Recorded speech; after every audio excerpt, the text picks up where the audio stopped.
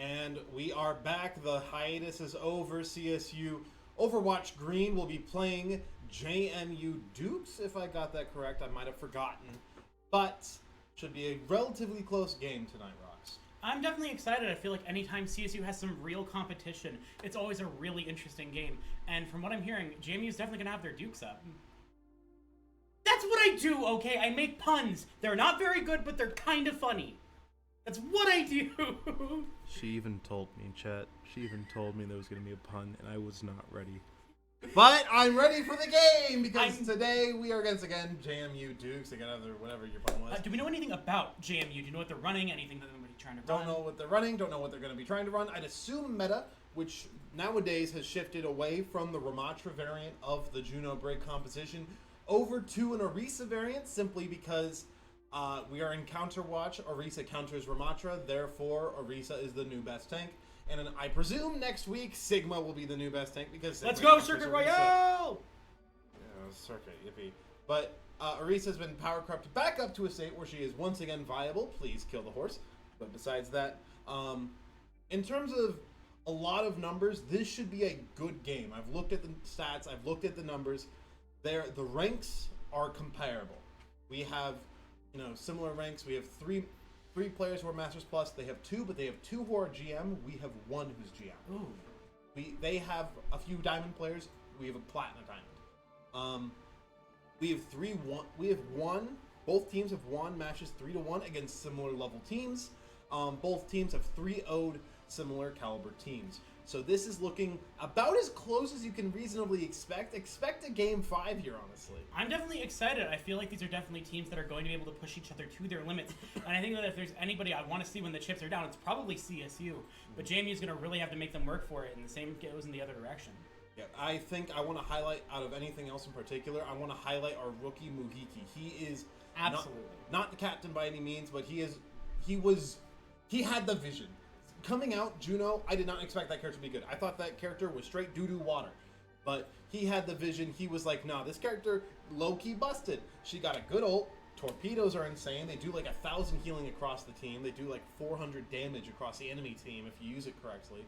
And then she's got some of the highest healing per second in the game with the Primary Fire. Some of the best damage per second in all supports without headshots. Listen, I can't disagree with you. I was not a Juno believer for very long until I saw that ult drop. Yeah. And the moment that thing goes down, you don't want to be in that encounter anymore. I've talked with a few players as well on the CSU level, a little bit higher, arguably, players that I used to play with. They think that while Orbital Ray is very strong, it's not necessarily the best ultimate in the game. Maybe not, but I think that it's one of the most swingy ultimates in the game. Yeah. Where, like, sure, maybe it's not as impactful as a beat drop against a very powerful ultimate. Maybe it's not the best thing in every situation, but it both gets you to those ultimates that are good in those situations, and it's just incredible on its own. It's the jack of all trades, master of the massacre is how, I would describe Orbital I think you're right on the money with that one. It has solid healing per second.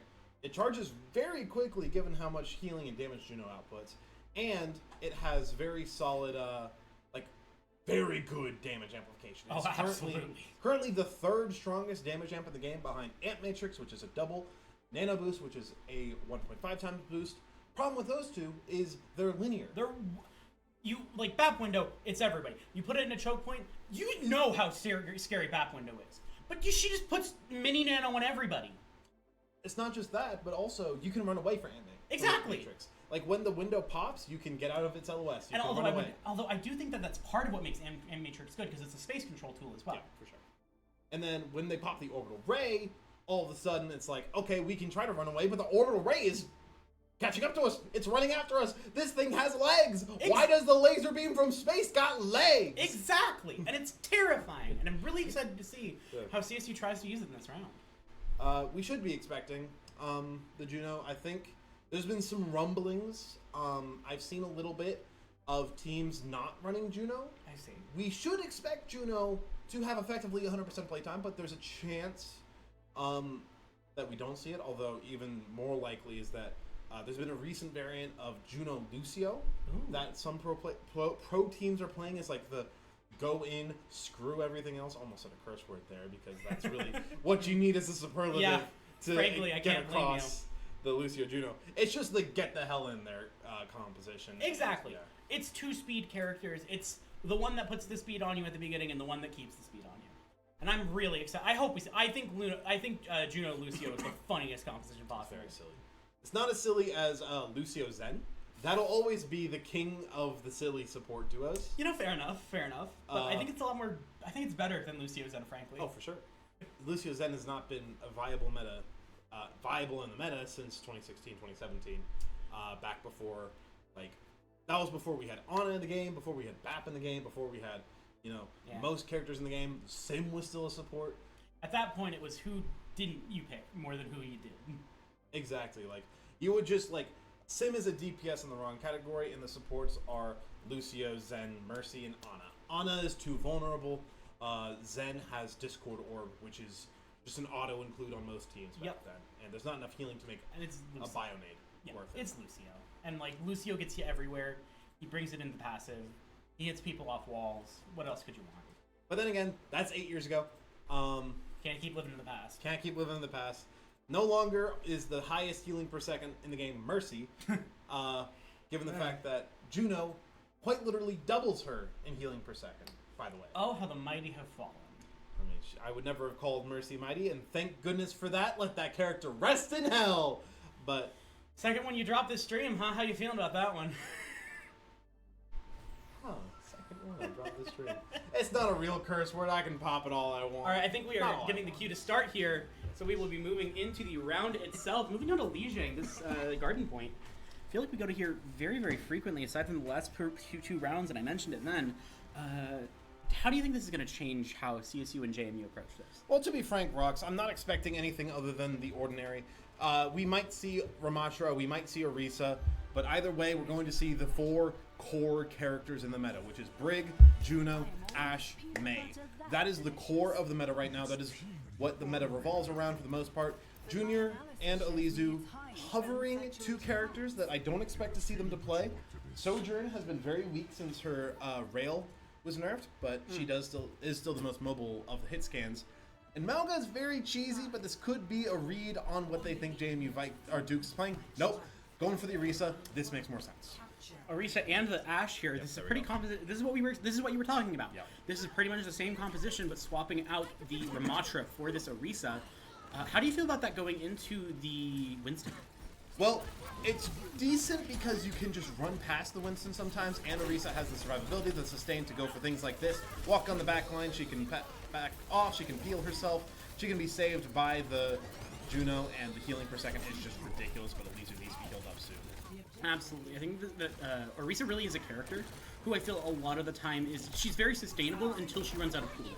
Yeah. And, like, granted, I think you can say that for a lot of characters in the game, but, like, I think Orisa very much, where it's like she has the spin, she has the fortify, she has everything in the kitchen sink to keep her going. Fortunately, CSU taking some pretty major losses, losing both of their supports to JMU. They might have to back up and try and recontest. However, Alizu in here trying to look for blood.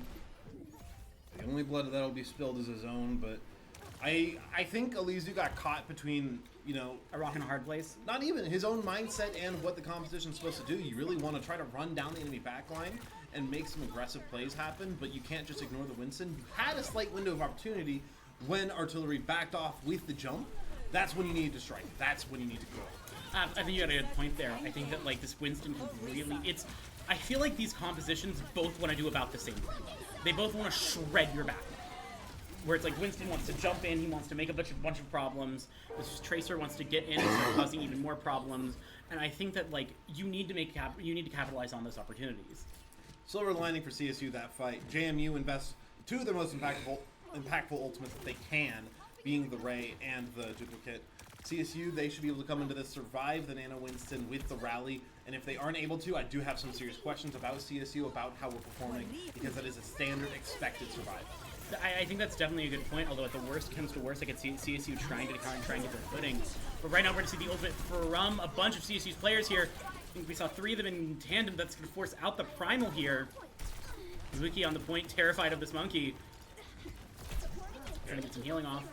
Barely surviving right now. CSU needs to find some form of sustain, but The AoE healing is not being procced all that much by a Ryu 1, but they will find some form of sustain. Muhiki needs to live, he will. Torpedoes dropped for that extra sustain. A nice pick there from Muhiki. The Tracer down once these, that's also being trading with Muhiki, maybe not what you want to see. I feel like that's not the most favorable trade along, although we are... And remember, just Captain Junior go down. Unfortunately, CSU may not be able to take this here. Yeah, I mean, another duplicate there, the quick reset from CSU. This is maybe a little bit too late. Junior should be able to get the Bob on point, but dying at 91% for Alizu means that they're not going to have their tank for this engage. Yeah, that's not where you want to be, and it's really, really painful because not having a tank in this game can really be stressful, and they're not even going to be able to make it onto the point. Bob, unfortunately, not going to be able to even do anything.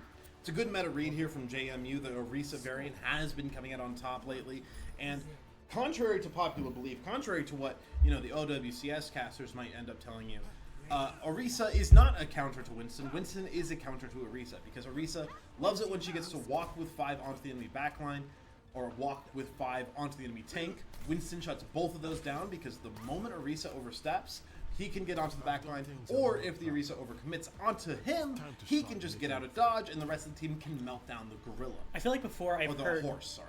Before, I feel like before I've heard that the problem with Orisa is you can just walk around her, and I feel like that might be a major problem with Winston, because you're not even just walking around her, you're hopping over her head. Yep. And also, it's up to the mechanics. If you're not able to hit your shots, it's not going to be good. And the switch here, I like. Over to the Baptiste Lucio. I said we might not see 100% Juno, and we're seeing that now. I think I like the BAP. I like BAP on this point specifically. I feel like there's a lot of points where Window are incredibly impactful.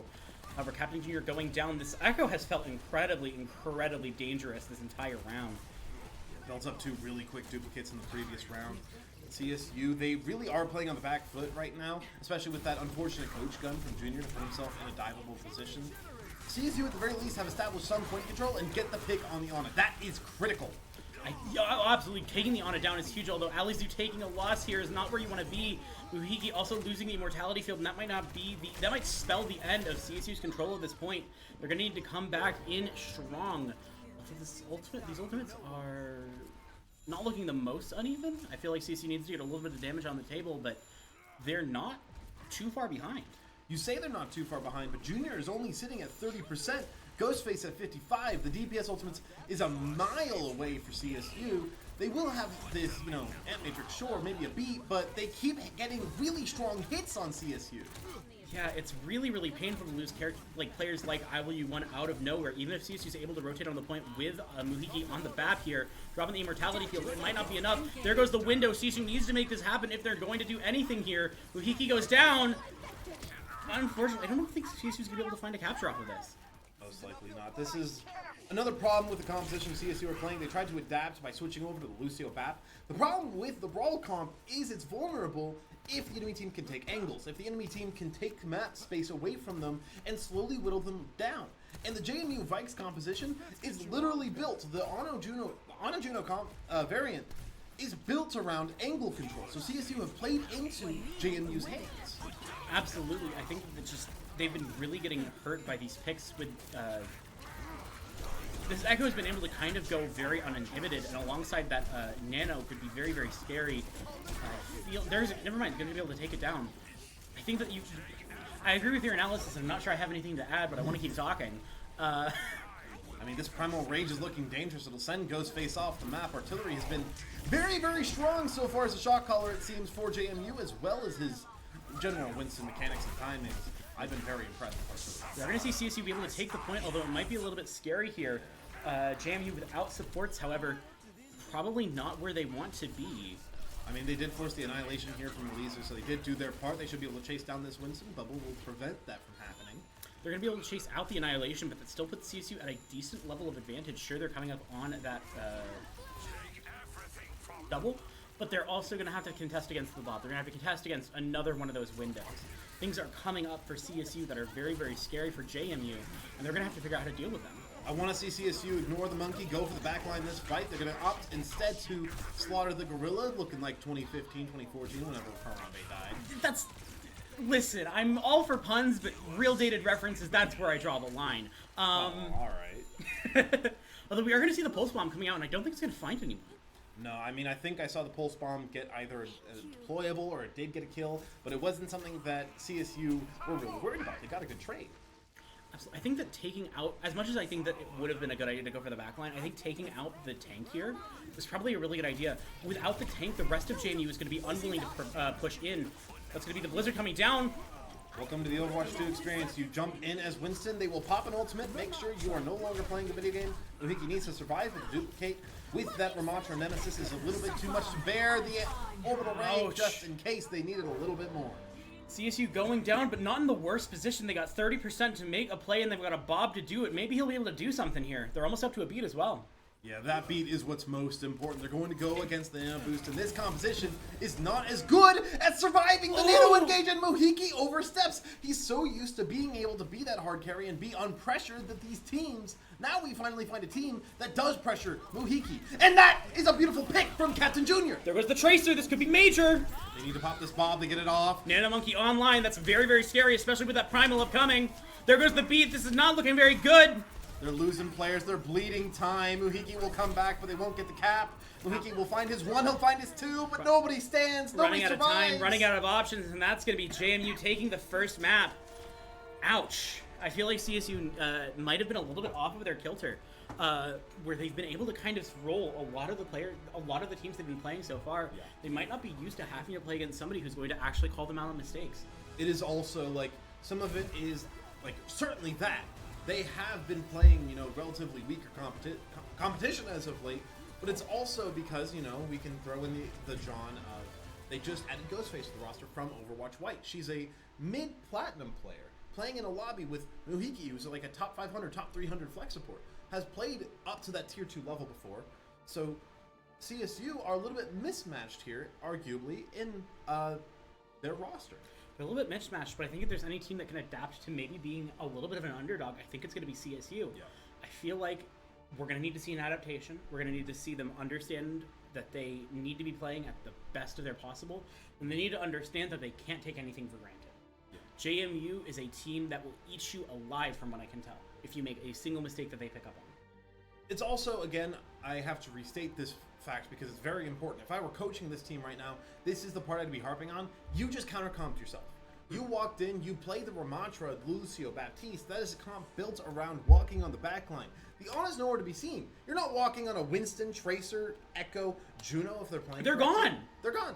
You walk on them, well, guess what? They all have freaking hypermobility. They can just get out of dodge for free.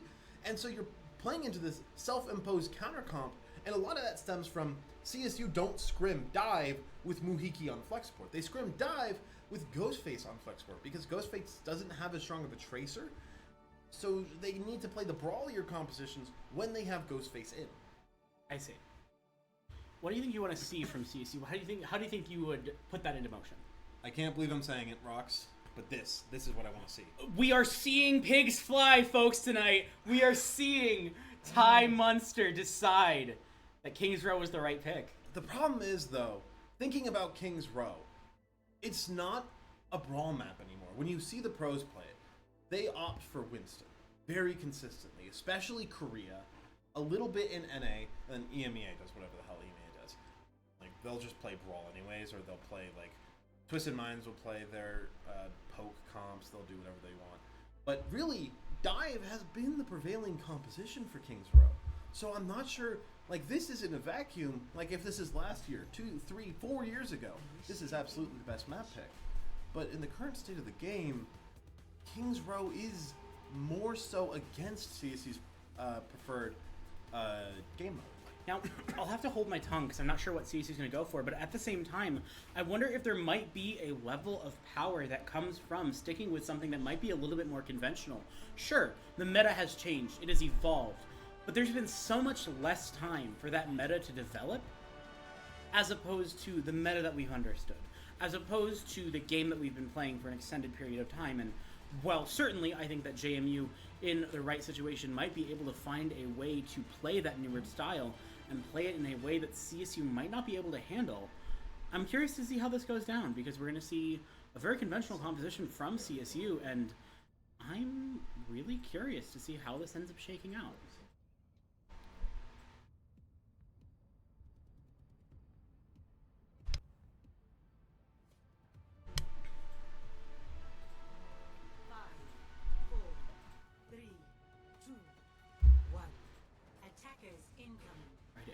going into the match here. I can see the compositions, but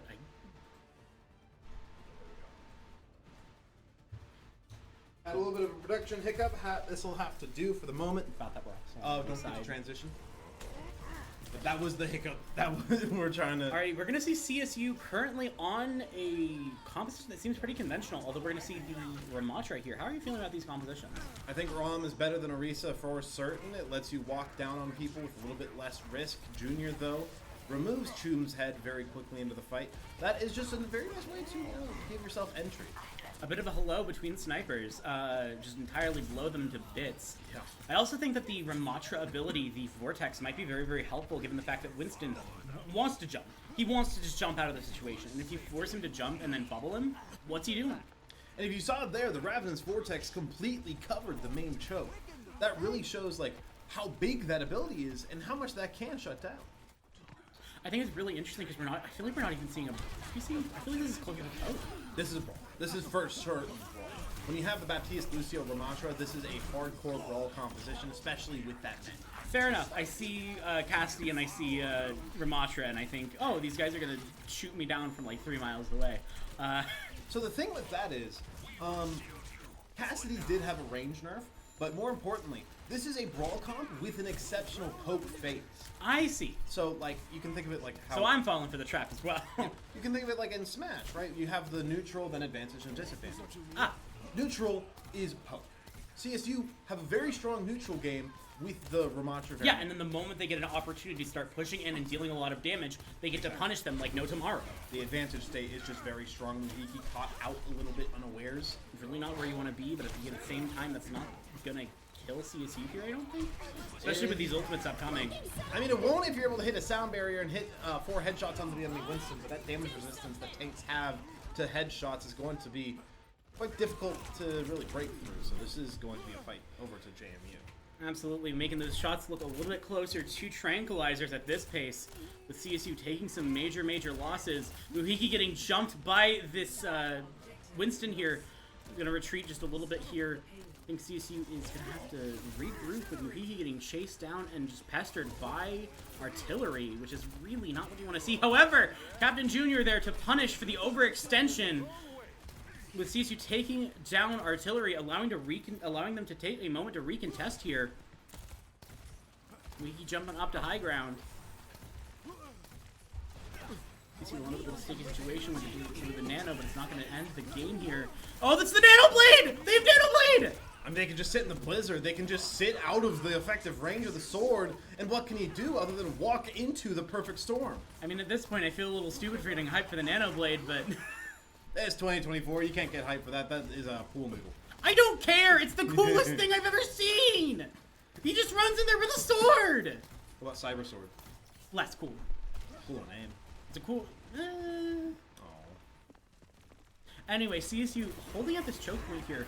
We've seen, I think they need to get comfortable, because what happened previously is they were able to absolutely shred artillery for overextension, and I feel like if they're willing to try and bait that, I feel like they might be able to get a very nice pick, but unfortunately that's going to be CSU getting shredded by the Primal alongside the rest of the team there. Not ideal, because that's going to force them to give up a lot of space. Yeah, I'll give you one quick secret to high-level Overwatch gameplay. A lot of the time, you'll hear 3 words: shoot the tank. Artillery, especially on the Winston, is going to be a prime target for focus fire. On the Orisa, will be a little bit less, so expect to see Alizu switch off to the Orisa himself, possibly a Sigma, but he's probably going to mirror here. I think it's interesting. Orisa... I'm trying to get how I feel about this interaction. It doesn't feel like particularly favorable, but I don't think it's bad. It's not good. As somebody who's played it before, and a coach has told me, actually, Ramatra counters Orisa. He's lying. He's a lying liar. I don't doubt that. Orisa is the counter to Ramatra in the mental game, which is really what matters sometimes. I feel like... Yeah, I can absolutely agree with that. I feel like it also kind of nullifies one of your abilities where normally where you'd want to use it on a point, on the tank to try and slow them down, like with the Winston, you now have to focus on somebody else for that Vortex. That's a bad trade. CSU give away one. It's 2 ultimates that they had to face off against in that massive bio. Oh my goodness! Was that a 4? It was 3. There were 4 players alive. Elizu gets speared, slapped, spinned off the cart. This is the 3rd point now that they have to defend. Ouch! Everything in the kitchen is synced from this Orisa. Ghostface getting access to the ultimate. Unfortunately, everybody else aside from allies, he was a little bit far away from that ultimate here.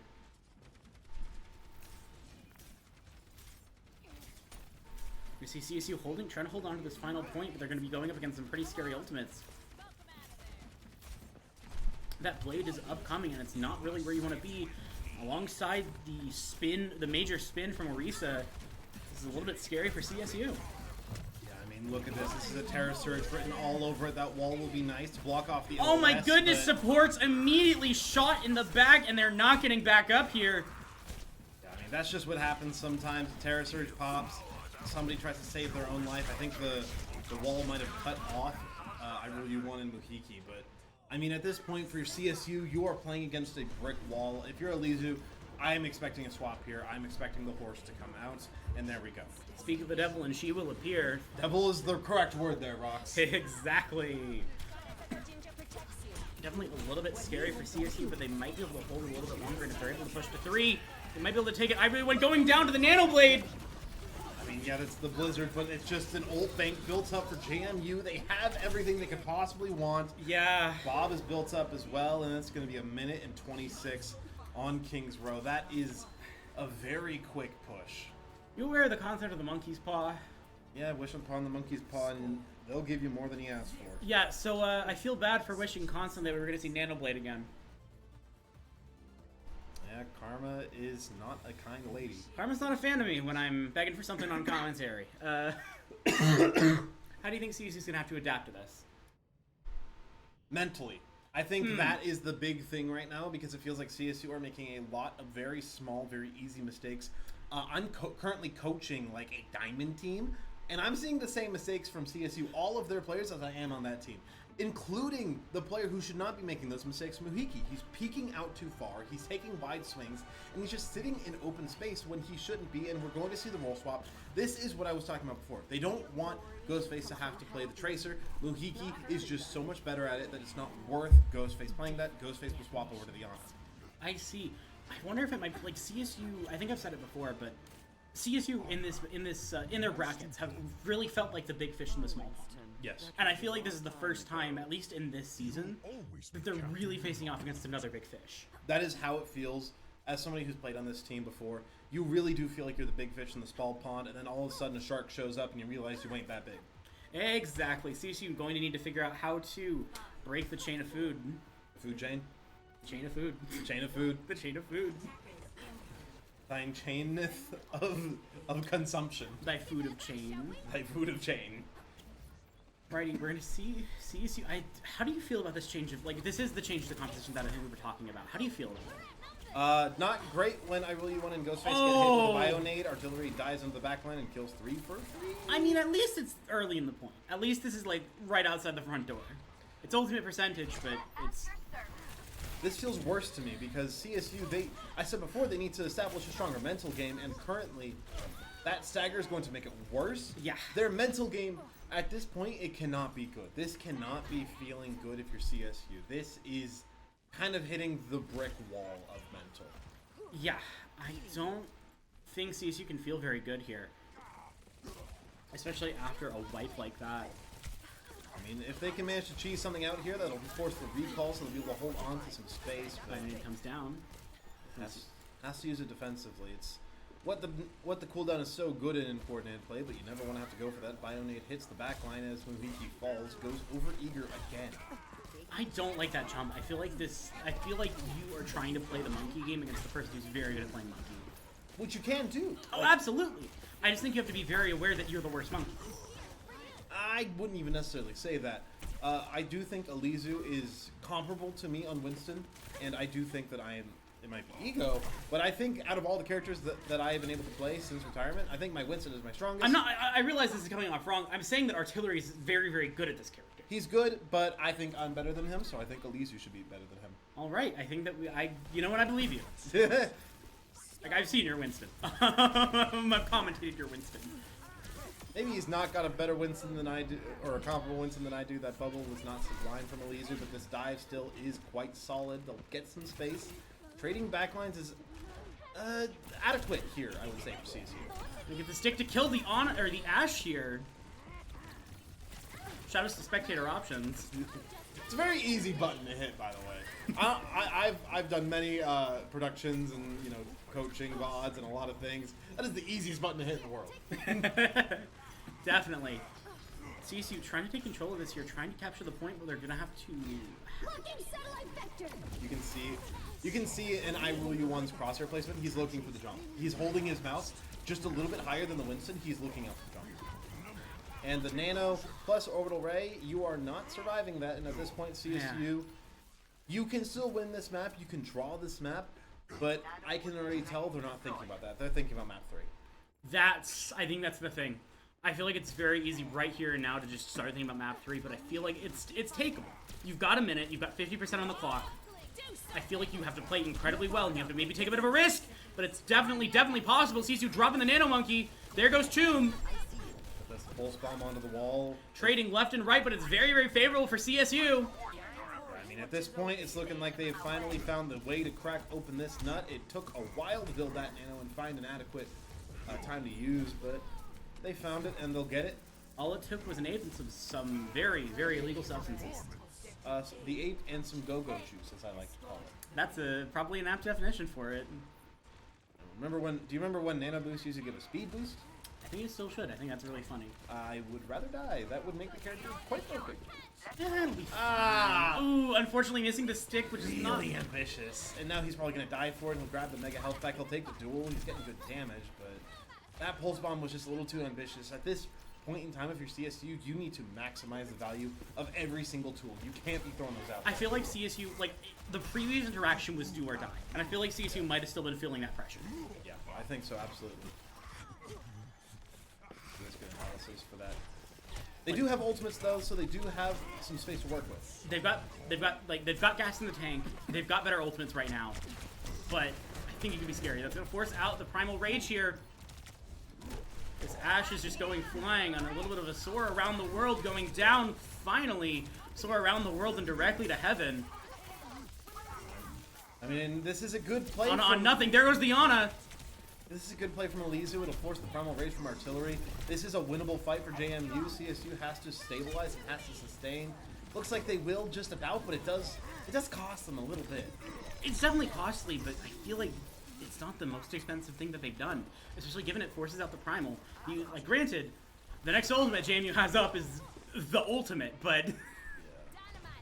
It is starting to hit that point. Muhiki will get Impulse in the back line. That's a nice stagger. Should be able to get them a little bit more distance. 3 on cart might mean a full cap. Or a second point cap, rather.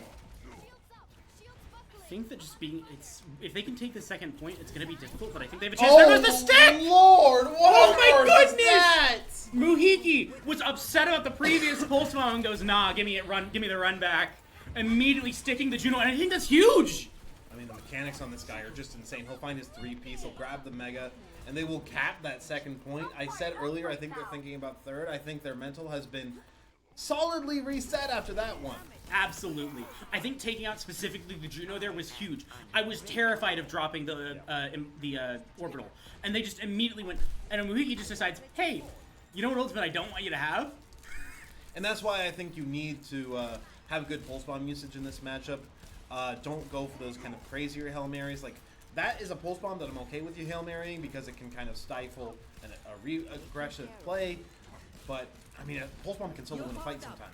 I'm gonna be yeah, absolutely. But at the same time, I think that was the right play, and I'm agreeing with you because if you don't drop the pulse bomb there, I think you lose.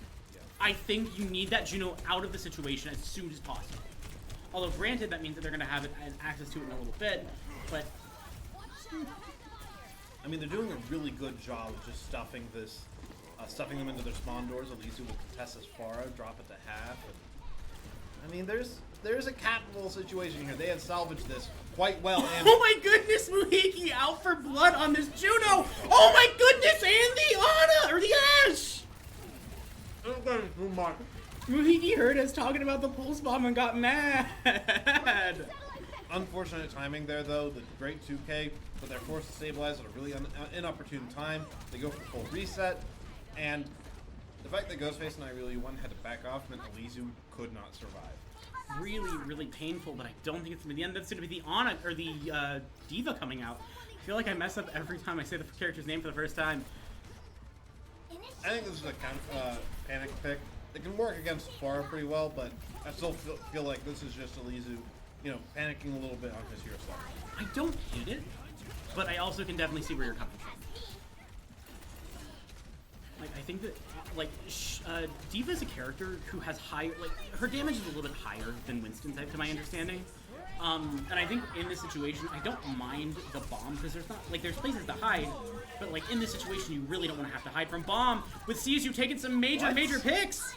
How does Chum die there? That should never be a death. CSU have managed to find a situation in which they might be able to get the full cap here. It'll be rough. They're down, they're Genji, but they have to find it now if ever. JMU is straight balling. Difference gets so low there. They need to find a fight win here. They need to find a miracle, and that bio nade was sent from the gods. Oh my goodness. But that's why you play Ana! Alongside the buff on the Diva, CSU has turned this all the way around. I mean, I said before they had an opportunity to play for the draw. That was what I expected if they got the full cap, and here we are. They are not playing for a full fight win. They are not playing for a full map win. They are specifically playing for the draw. To keep this at a 1-0, to not get to match point at this point. I think that's a pretty good analysis, although I thought they got a flat minute. No, so the way that hybrid works is if one team caps with over a minute and the other team caps with under a minute, then the team with under a minute gets bumped up to 1 minute and the other team gets as much time. But if it's over a minute and 0 seconds, all the team with over a minute needs to do now is get 1 single tick. Every other game mode, specifically payload, they would get a second opportunity because there's no ticks to grab. I see. So as in do they just have to touch the point, or they have to get the first area? They have to get the first third of the point. That's what I was. Okay. So how do you think this is going to change what CSU wants to do? I mean, they just, for lack of a better term, they gotta lock the hell up. They survived for 1 minute and 26 seconds. They did not survive for 1 minute and 20 seconds, 26 seconds on their first. We defense. are gonna see we're gonna see Muhiki switch to Genji. He did lock this at the end of the previous round, so this isn't too surprising to me. But I mean, I'm not sure if I even like it. It's nice for this situation specifically. It almost gives the pick away, but I don't quite like the Genji pick here. I don't hate it. I feel like there's a lot of characters that it's going to be valuable to be able to chain the second ability off of. And also, just Reflect is a decently strong ability, especially for characters who put out a lot of projectiles. Never mind, there's no longer a Juno in play. Yeah, that's so weird, by the way. You're so used to seeing Juno right now in the current meta. No Juno is flabbergasting me. Oh my goodness, there's going to be CSU finding a really valuable Nano, taking down both Chum and Difference. Massive value nade. That is one good reason to play the Genji, is he has that vertical mobility to catch up with the Winston on those engages. So nice nade on high ground. Winston, Alizu currently just harassing anybody who wants to try and use this hotel building. He's not back yet, and I think JMU knows. JMU are making some moves to try to get onto this back ring. Alizu has to stave off this aggression. 30 seconds on the clock. CSU might be able to hold this. He's found their way onto the back line. This needs to be some heal because artillery is dropping real low. Oh my goodness! Nano forces Alizu off of the point, or out of the back line here. This is going to be a 0 ult push. There's nothing for JMU. There's nothing for CSU. This is up to gameplay. It's all only. fundamentals. If the first ult might just be Muhiki's Dragon Blade if he can farm it right now. Muhiki trying to come in. He's gotten the back line. 3% 99. No! Muhiki! Muhiki just barely unable to drop the Dragon Blade. Unable to awaken the dragon, and it's going to be CSU. Unfortunately, just barely not able to take it. That is frustrating. That is the definition of hubris right there from Muhiki. He goes in the back line. He thinks he can build up the rest of that Dragon Blade and make a hero play. I don't think it's hubris. I think that was a situation where, what are you doing in that situation if you don't build Dragon? I mean, you can still make that play without building, the rest of the Dragon Blade, but it's the fact that he goes in And not only does he go in, it's not just hubris on him. Ghostface dies immediately. Like, as he engages, Ghostface is dying. And they were playing for the 3-2-1, I presume, there. I think Ghostface swung a little bit too early because he dies to the Ana, or she dies to the Ana. So, I think that was just an early swing, a little bit of miscomm, a little bit of hubris. I do think the Dragon Blade was the right play. I just think that it didn't end up working. Yeah. Because I think that, like, in that situation, having any sort of ultimate advantage or having any sort of ultimate in play is incredibly powerful because nobody else has access to that. You are playing you're playing chess while everyone else is playing checkers in that situation. Another thing for CSU that you can take a little bit of solace in here, this is a game that when you're coming into it, you're not expecting to lose, but you know this is a losable game. So at this point, you should be trying to take a map, but like you should be trying to take map 3, obviously, but this is not the worst kind of match to lose right now. It is a match that coming into this, they should expect to be difficult. And I honestly, worst comes to, I think CSU can still absolutely take this. But I think that a loss would be very good. Like, I think that if CSU loses here, they're better for the rest of the season. And if they win here, you know why they're good. It'll be the Runasapi counterpick here from CSU. I think this works for them. It's not the best for dive. It's a little bit more of a... Excuse me, I'm eating some crackers. Shout out to Crackers. I'm eating my crackers. But it's a little bit more of a generalist composition that you need to play here on Runasapi. Something like the Junker Queen. Or, guess what? Orisa. The standard composition of Juno, Brig, Orisa. Very strong on Runasapi. You just need to control your angles. We're having a little discussion between players here. Rulebook, rulebook. Waiter, more rule books, please. Waiter, a second game 1, please. And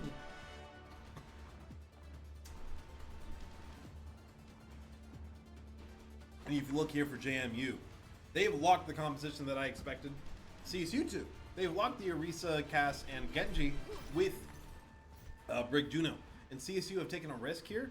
They're going to try to keep Ghostface on the Brig, or on the Ana rather.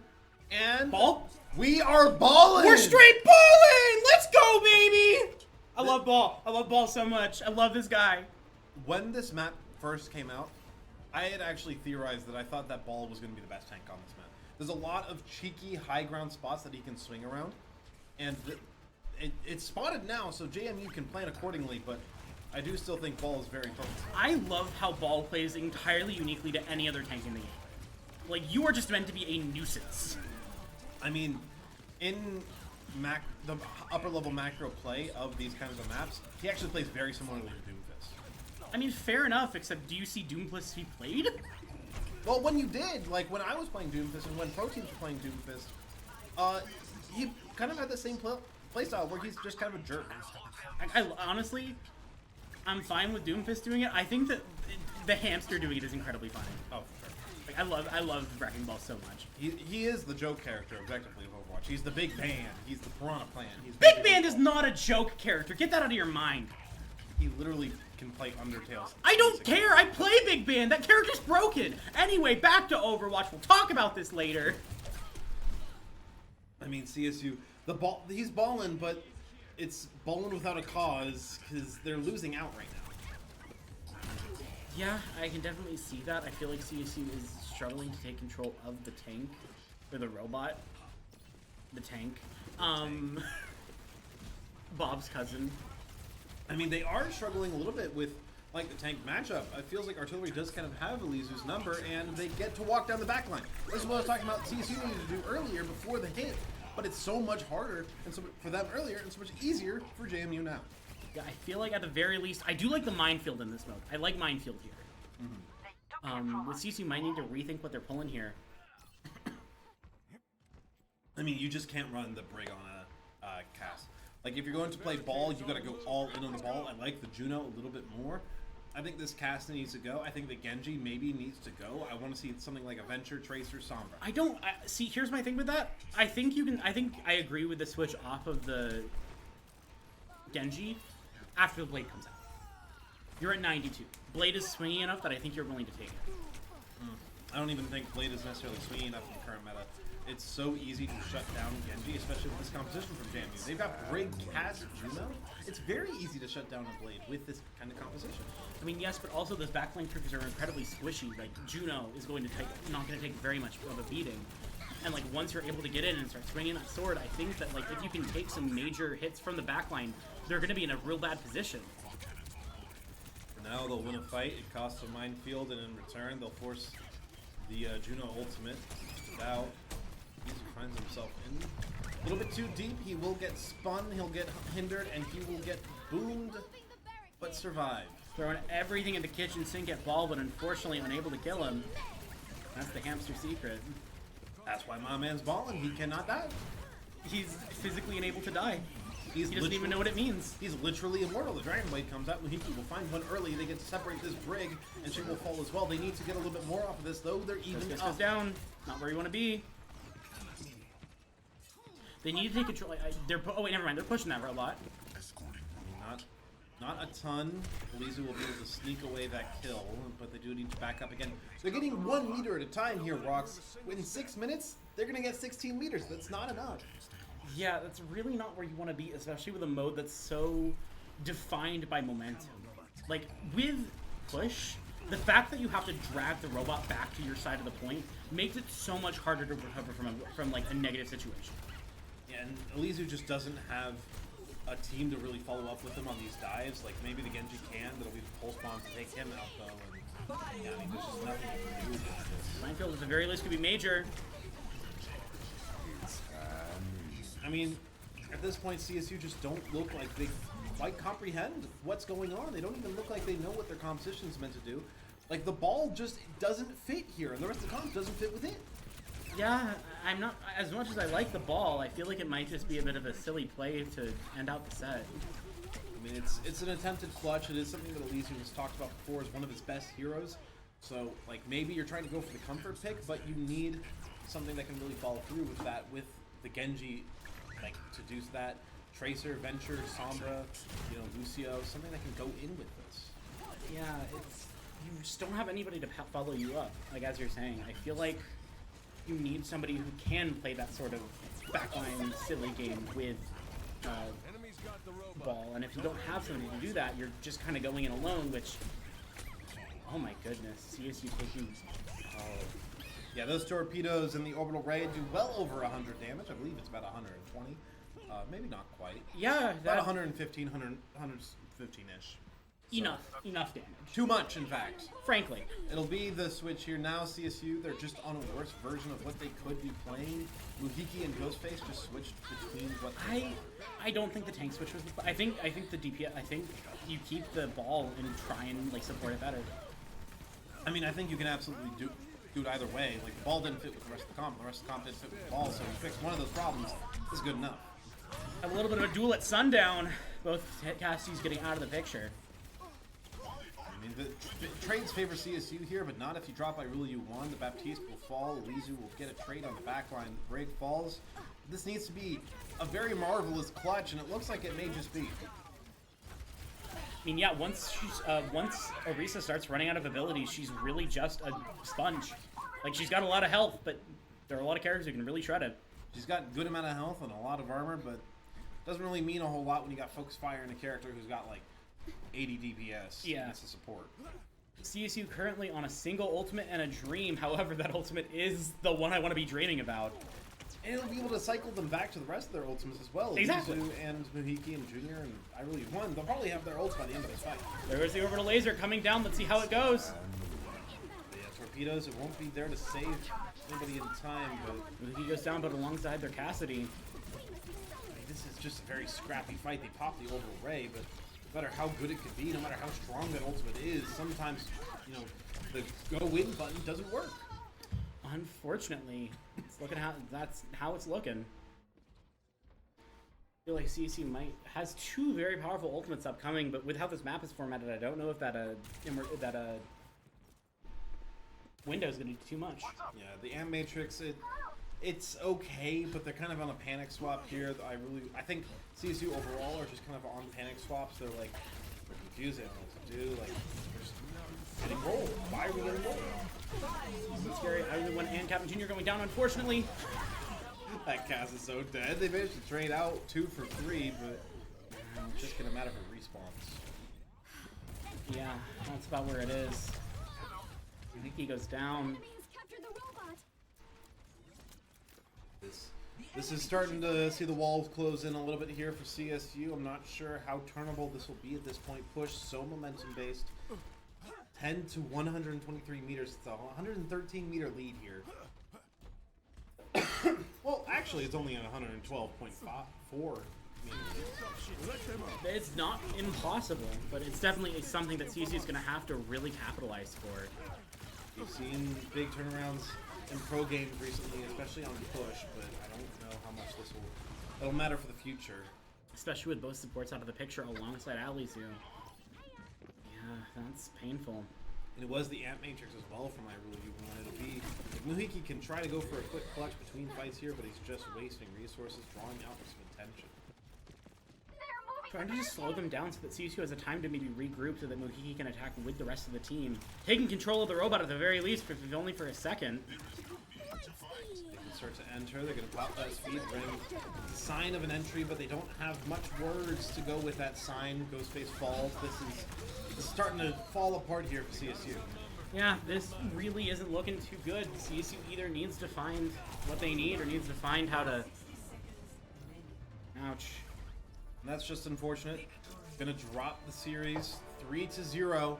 First loss of the season for CSU Overwatch Green. In any of their divisions, they didn't play in the NECC qualifiers. They didn't have, some of the hardest matches to play there. It's as much as it hurts to say, I think CSU kind of needed this. Where it's like, I think CSU is an incredibly, incredibly powerful team. But I think that, like, as we've spoken, they're an incredibly powerful team in a lot of leagues that don't have a ton of those incredibly, incredibly powerful teams. And I think that if CSU, like, with CSU, I think once they get that taste of mortality, once they get that taste of, like, it is possible for us to lose, I think that's when CSU starts to shine. Generally has been, but, like, when you think about it, the rosters that CSU Overwatch has fielded for their primary roster has changed so much over time. You think back to, like, even last fall, or last spring is a better example. Nobody is the same as last spring. I mean, at the same... And then last fall, there's one player who's still on this team. This spring, there's 2, and we've got 3 new players here. So it's really going to be a question of, are they going to maintain that idea of we struggle after a little bit, after we lose, but then we lock the hell in?